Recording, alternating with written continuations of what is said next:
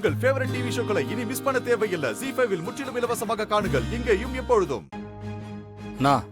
என்ன இந்த கரூர் ஆர்டர் நாளைக்கு மறுநாள் டெலிவரி பண்றேன்னு சொல்றாங்க. 2 நாள் லேட் ஆகுமாண்ணா? இங்க பாரு, சொன்ன டைம்க்கு டெலிவரி பண்ணணும்னு சொல்லு, இல்லனா இந்த ஆர்டரே கேன்சல் பண்ணிடுவேன். இல்லண்ணா, நமக்கு ஒன்றும் அர்ஜென்ட் இல்லைண்ணா. அர்ஜென்ட் இல்லைன்னு நீ எப்படிடா சொல்லலாம்?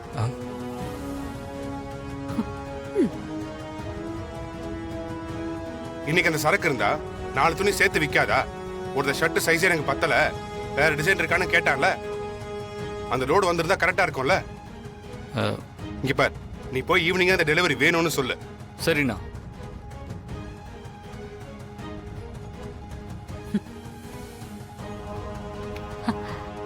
ஏங்க, என்னங்க கொஞ்ச நேரத்துல ஆளே டோட்டலா மாறிட்டீங்க?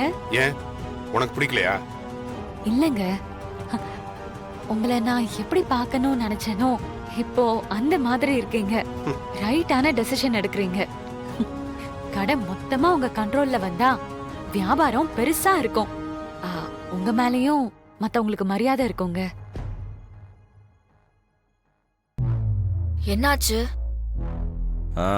கிறுக்கு பிடிச்சிருக்கு. நான் ஒன்று சொன்ன அவன் ஒன்று புரிஞ்சுக்கிட்டு எல்லா முடிவும் நான் தான் எடுக்கணும் உளறிட்டு இருக்கான். இரு போறேன். என்ன? அதான் அவரே முடிவு பண்றேன்னு சொல்றாருல, விடு பண்ணட்டும். எப்படி விட முடியும்? இது தொழில். இதோ சுடிதார் செக்ஷன்ல அவனுக்கு 10 வருஷம் எக்ஸ்பீரியன்ஸ்.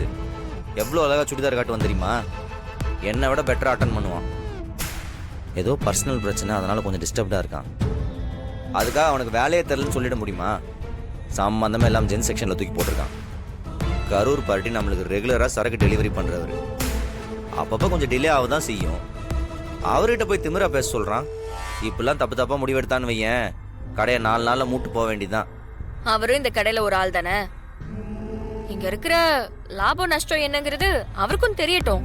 எல்லா விஷயத்திலும் இதே மாதிரி காப்பாத்திட்டு இருந்தோன்னு வை, அப்புறம் கடைசி வரைக்கும் அவர் எதையுமே கத்துக்க மாட்டார். விடு, எதுவா இருந்தாலும் அவர் பாத்துக்கிட்டோம். ஏய், அதுக்காக இல்லை நான் சொல்றேன். சொன்னா கேட்க மாட்டியா? உன்னதான் பேசாம இருன்னு சொல்றல. நின்னு பெரிய இவனா?